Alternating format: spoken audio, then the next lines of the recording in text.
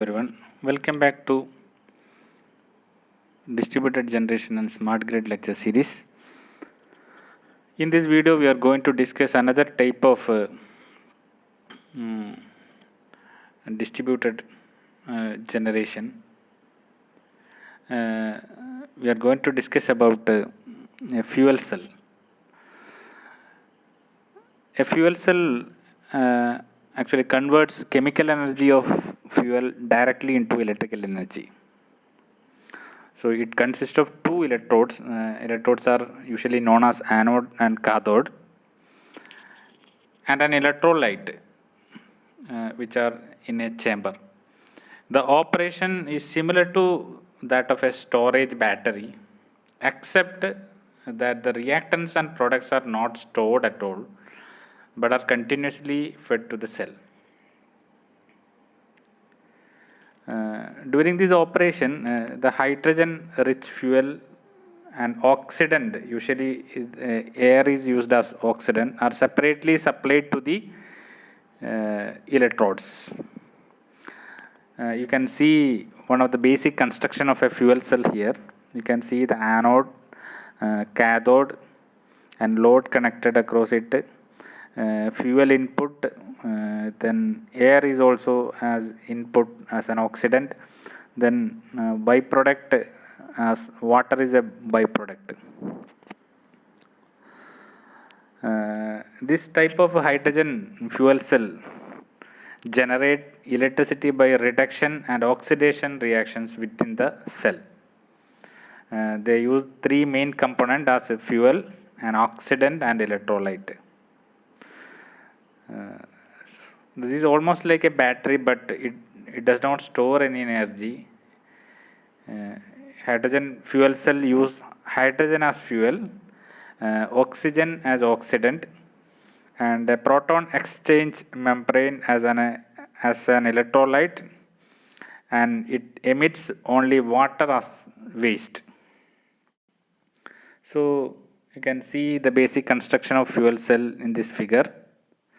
Fuel is fed to the anode and oxidant to the cathode, and the two streams are separated by an electrolyte system. So electrochemical oxidation and reduction take place at the electrodes to produce electricity, and heat and water are produced as byproduct. These type of fuel cells have several advantages over conventional generators due to higher efficiency and lower fuel oxidation temperature. Fuel cell actually emits very much less carbon dioxide and very less carbon dioxide. So thus they provide eco-friendly energy source, because as there are no or very much less carbon dioxide emission, it is very eco-friendly. So there is no moving parts in this fuel cell. They are almost free from noise and vibration, and which are robust and low maintenance is required. So this actually makes them suitable for urban or suburban locations. So unlike our conventional gas or steam turbines, fuel cell efficiency is also high.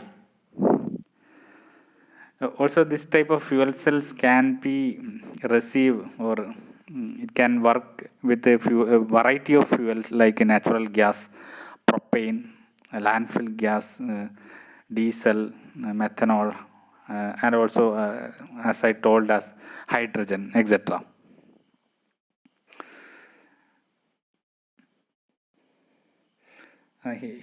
This figure is actually gives a detailed diagram for a hydrogen oxygen fuel cell. This shows flows and reactions in the fuel cell. You can see the fuel input is hydrogen, oxidant as input to the oxygen to the cathode, hydrogen to the anode, and you can see water as a byproduct, these are working. What is the electrochemical reaction inside it is fuel H2 is the first H2 hydrogen is transported to the anode of the cell. This fuel undergoes the anode reaction. Anode reaction splits the fuel into H plus, that is a proton and electron. So proton pass through the electrolyte to the cathode. So electrons cannot pass through the electrolyte and must travel through an external circuit which creates a usable electrical current. That is what is the power generation there. So protons and electrons reach the cathode and undergo the cathode reaction. So that is what is the operation of fuel cell. This figure also gives the another detailed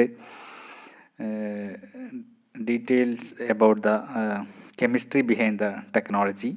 So oxidation and reductions are the main process occurs. Oxidation means at the anode of the cell, a catalyst like a platinum powder is used to separate the proton from the electron in the hydrogen fuel, as I told earlier. So anode reaction can be written as 2H2 gives 4H plus plus 4E minus. And reduction at the cathode of the cell, a second catalyst, example nickel, is used to recombine the protons, electrons and oxygen atoms to form water. The cathode reaction is 4H plus plus O2 plus 4 electrons is 2H2O, that is water.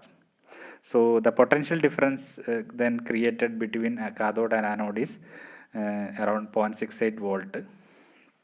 Or one fuel cell is creating approximately 1 volt. So these are the major parts of fuel cell. Anode, a negative part of the fuel cell, it conducts electrons that are free from the hydrogen molecules so that they can be used in an external circuit. Cathode, the positive part of the fuel cell, its channels distribute oxygen to the surface of the catalyst. It conducts the electrons back from the external circuit to the catalyst, recombine with hydrogen ion and oxygen to form the water. Electrolyte, proton exchange membrane, specially treated material only conducts positively charged ions. Actually the membrane blocks the electrons, that is why it is flowing through the external circuit. And catalyst is another part, special material that facilitates the reaction of the oxygen and hydrogen, that is what is the catalyst doing. Usually platinum powder, very thinly coated onto the carbon paper or cloth, is used as catalyst. And you already explained this fuel cell operation. This hydrogen fuel cell is used in, there are many different use of fuel cells. Fuel cells are being utilized right now in different areas, like power sources for spacecraft, remote weather stations and military technologies. And it can be act as a battery for the electronic such as laptops or smartphone, sources of uninterruptible power supplies, etc. There are some disadvantages regarding the hydrogen fuel cells are lack of hydrogen infrastructure. We need a need of refueling the station. The hydrogen is itself a costly one. Lack of consumer distribution system, and cost of the hydrogen fuel cell is one of the disadvantages. And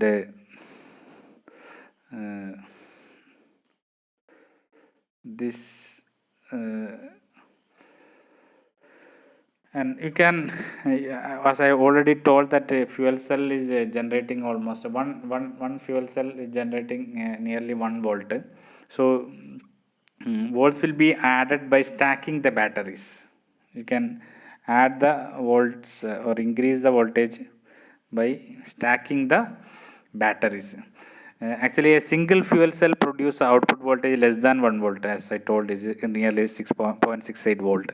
So therefore, to produce higher voltages, fuel cell are stacked on top of each other and are series connected to forming a fuel cell system.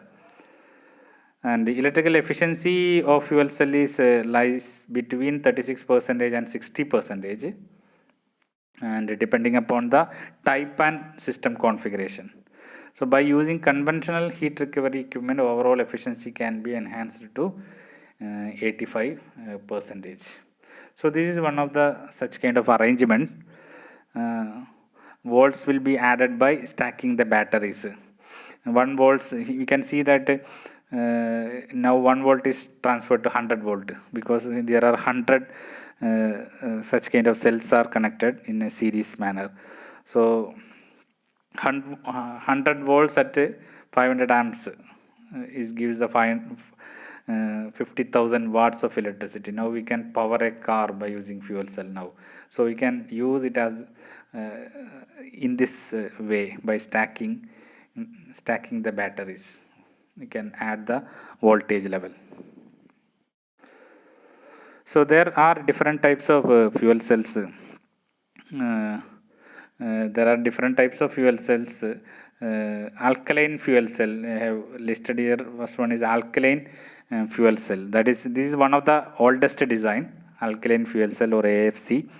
It has been used in the US space program since 1960s. So the AFC is very susceptible to contamination, so it requires pure hydrogen and oxygen. It is also very expensive, so this type of fuel cell is unlikely to be commercialized. And next type is phosphoric acid fuel cell, PAFC. The phosphoric acid fuel cell has potential for use in small stationary power generation systems. It operates at high temperature than a PEM fuel cell. PEM fuel cell means proton exchange membrane fuel cell. That is what is we explained earlier. PEM fuel cell. So it has longer warm up time. This make it unsuitable for use in the cars. Then another type is solid oxide fuel cell, SOFC.